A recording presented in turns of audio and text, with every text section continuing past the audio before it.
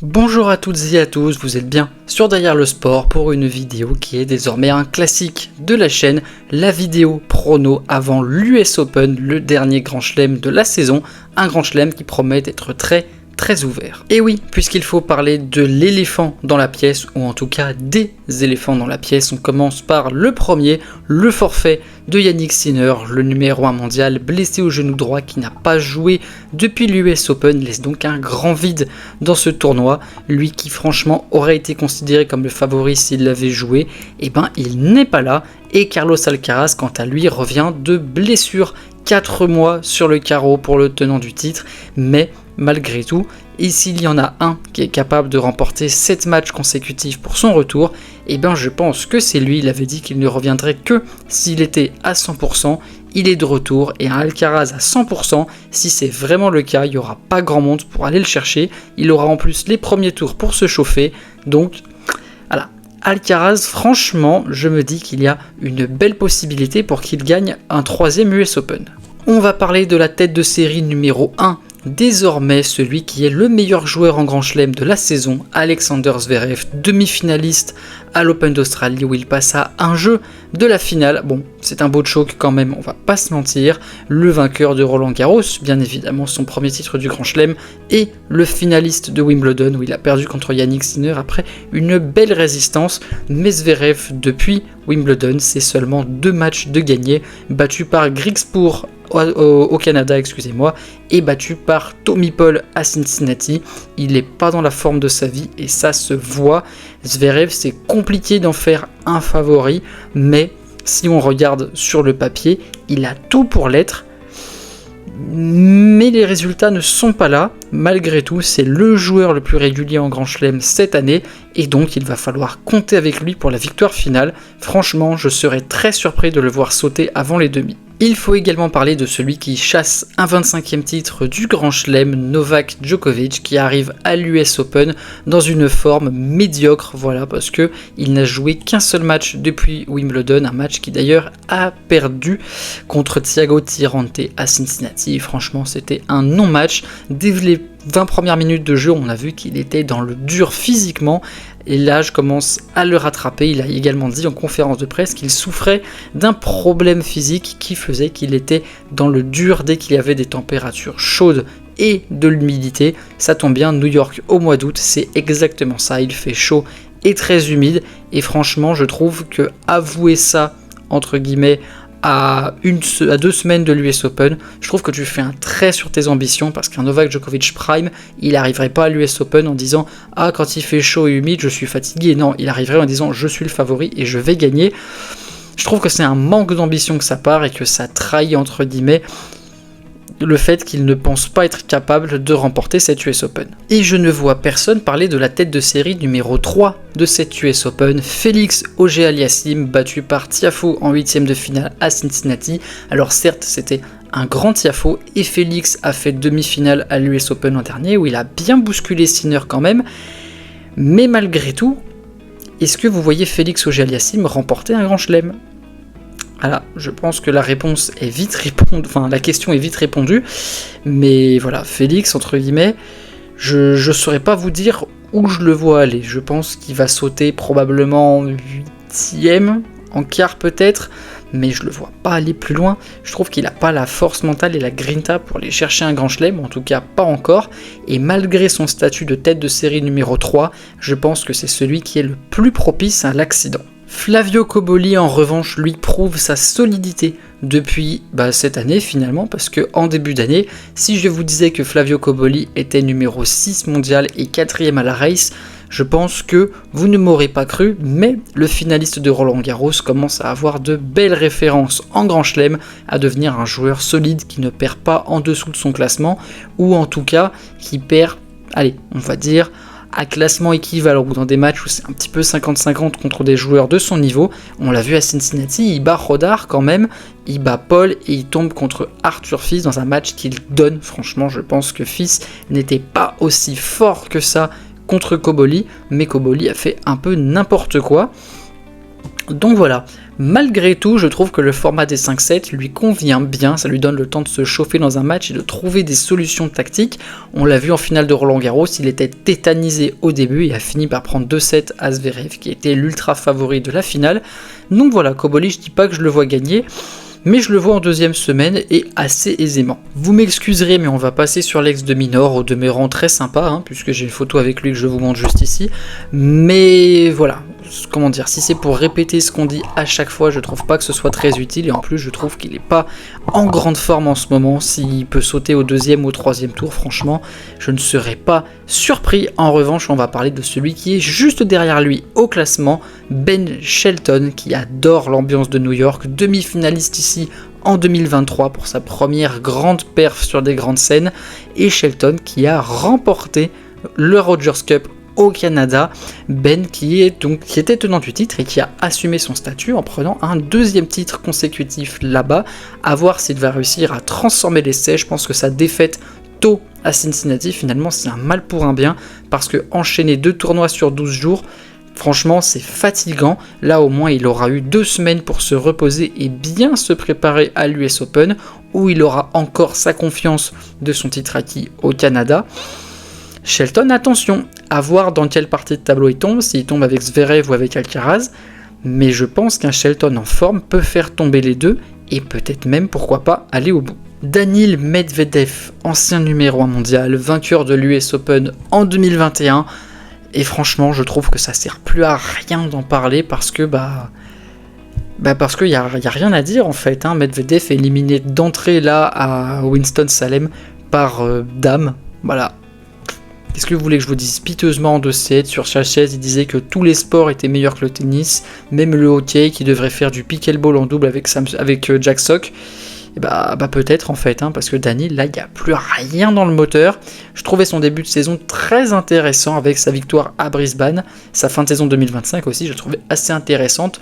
Je trouve que son changement d'entraîneur lui avait fait du bien, qu'on trouvait un Daniil plus offensif, qui retrouvait certaines de ses qualités.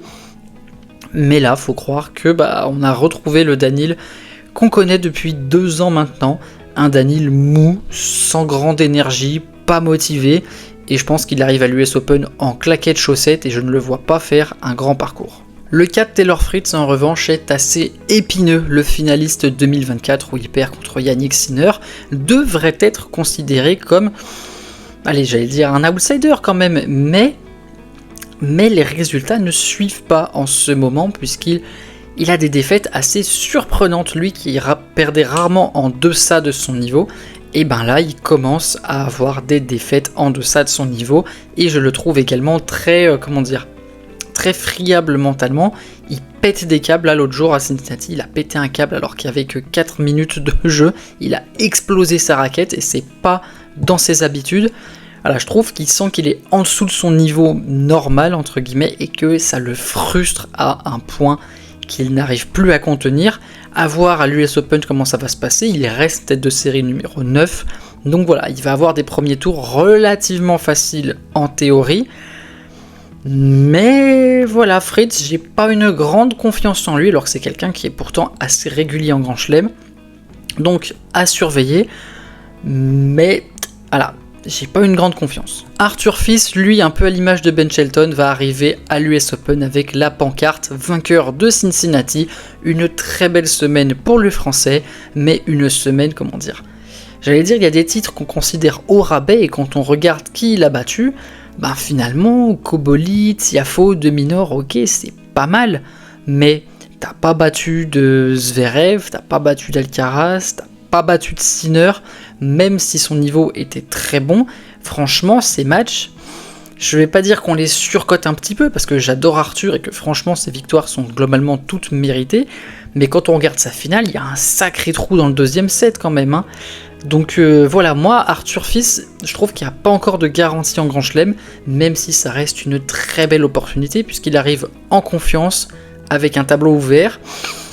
S'il y a un moment pour le faire, c'est probablement maintenant, mais il va falloir être solide en Grand Chelem, ce qu'il n'a pas encore été dans sa carrière, mais toutes les conditions sont réunies pour qu'il le soit, j'y crois et je le souhaite. Frances Tiafoe va lui aussi arriver avec une pancarte attention danger, lui qui était finaliste donc à Cincinnati, où il passe pas loin du titre, il fait un premier set, on va dire, allez, 60-40 contre Fils, donc lui c'est le 40, dans le deuxième set il l'écrase, et puis dans le troisième set, accident industriel 6-0, Tiafoe qui était nulle part. Son jeu fantasque peut dérégler pas mal de joueurs et être un petit poison, notamment je pense à un Zverev qui aime de la régularité, mais parfois son jeu trop fantasque entre guillemets en fait une faiblesse, et je trouve que Tiafoe parfois il manque de, voilà, en anglais on dirait il manque de composure, il manque de régularité.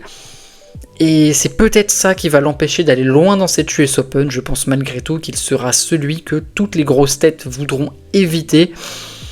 Après, à voir jusqu'où il va, il a la confiance pour aller loin, il a le jeu quand il est en feu pour aller loin aussi.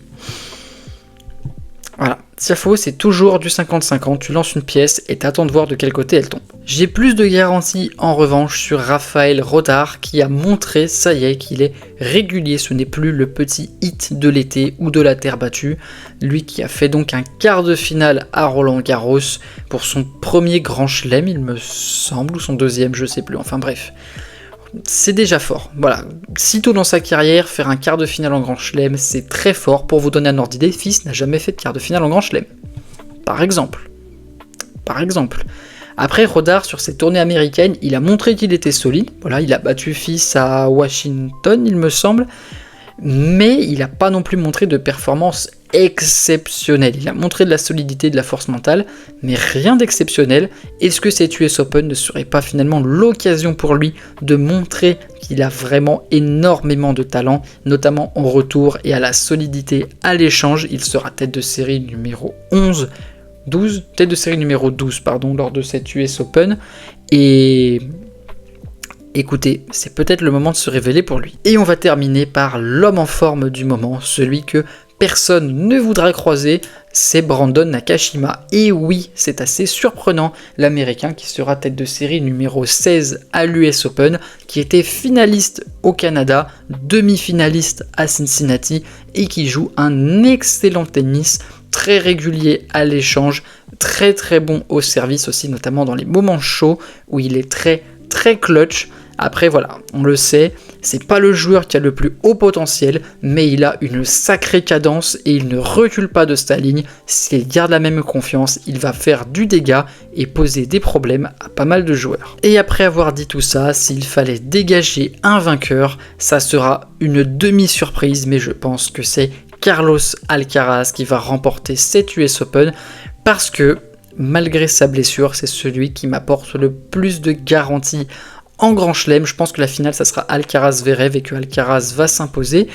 Mais voilà, je dis ça entre guillemets par défaut, pas par conviction, parce que les autres, quand je regarde le tableau, en fait, il n'y en a pas un où je me dis « Ah, lui fait un beau parcours, lui, et en fait, à chaque fois, je trouve un truc qui me fait dire que non. » Et Alcaraz, malgré 4 mois sur le carreau, c'est celui où je me dis qu'il a peut-être le plus de garanties si le poignet tient, parce que c'était quand même une très grosse blessure qu'il a eue.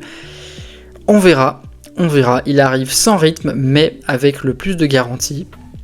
Donc voilà, mon vainqueur homme de l'US Open, c'est Carlos Alcaraz. Côté féminin, même chose, c'est un tableau qui est toujours aussi ouvert, avec 3 personnes qui peuvent être numéro 1 mondial à la fin de cette US Open: Aryna Sabalenka, Elena Rybakina et Jessica Pegula.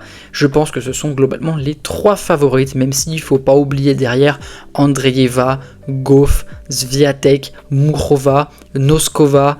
Enfin bref, il y a beaucoup de joueuses qui sont en mesure de le gagner, mais je vais dire que Jessica Pegula va remporter son premier titre du Grand Chelem. C'était la joueuse la plus régulière sur les dernières semaines, et en Grand Chelem, il lui manque toujours ce petit truc, et je pense que c'est le moment pour elle de briller. Et vous, qui seront vos vainqueurs de l'US Open? N'hésitez pas à me le dire en commentaire, à liker cette vidéo, à la partager, à vous abonner à la chaîne, à mon Insta et à mon TikTok qui sont dans la description. On va suivre cette US Open en quotidienne, c'est-à-dire que vous aurez des débriefs tous les jours sur ce qu'il s'est passé la veille. Donc voilà, si tu ne veux rien rater de tout ça, il faut que tu t'abonnes. Nouvelle vidéo également samedi, le retour de la Season Review F1 2010. Et quant à moi, je vous dis donc à samedi pour une nouvelle vidéo. Ciao ciao.